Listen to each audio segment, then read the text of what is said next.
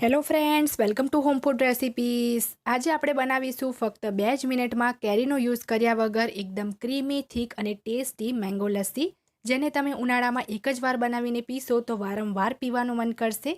એકદમ યુનિક ટેસ્ટની આ લસ્સી છે, જેને કદાચ જ તમે પહેલાં ક્યારે આ રીતે બનાવીને પીધી હશે. તો ચલો એને બનાવવાનું શરૂ કરીએ. તો સૌથી પહેલાં આપણે એક મોટો મિક્સર જાર લઈ લઈશું. એમાં આપણે એડ કરીશું 3 નંગ મેંગો પેંડા. આ મેંગો માવા પેંડા છે, જેની રેસીપી પહેલાં જ મેં ચેનલ પર શેર કરેલી છે. જો તમારે આ પેંડાની રેસીપી જોવી હોય તો ડિસ્ક્રિપ્શન બોક્સમાં એની હું લિંક પણ આપી દઈશ. તો 3 નંગ પેંડા આપણે હાથથી બારીક આ રીતે તોડીને એડ કરવાના છે.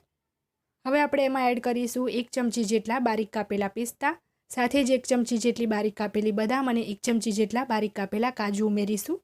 અડધી ચમચી આપણે એમાં ફ્લેવર માટે ઇલાયચી પાવડર ઉમેરીશું. હવે એમાં આપણે 1 કપ જેટલું એટલે કે 200 ગ્રામ જેટલું દહીં ઉમેરવાનું છે. મીડિયમ ખાટું હોય એવું દહીં જ લેવાનું છે. હવે 1 ટેબલ સ્પૂન એમાં આપણે ખાંડ ઉમેરીશું, કારણ કે પેંડામાં પણ મીઠાશ છે તો ખાંડ વધારે નથી ઉમેરવાની.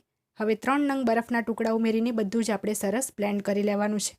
તો તમે જોઈ શકો છો આપણી મેંગો પેંડા લસ્સી બનીને તૈયાર છે. થોડી મને અહીંયા વધારે થીક લાગે છે તો 2 નંગ બરફના ટુકડા એડ કરીને ફરીથી એને હું બ્લેન્ડ કરી લઈશ, જેથી લસ્સી આપણી ઠંડી અને પતલી પણ થઈ જાય.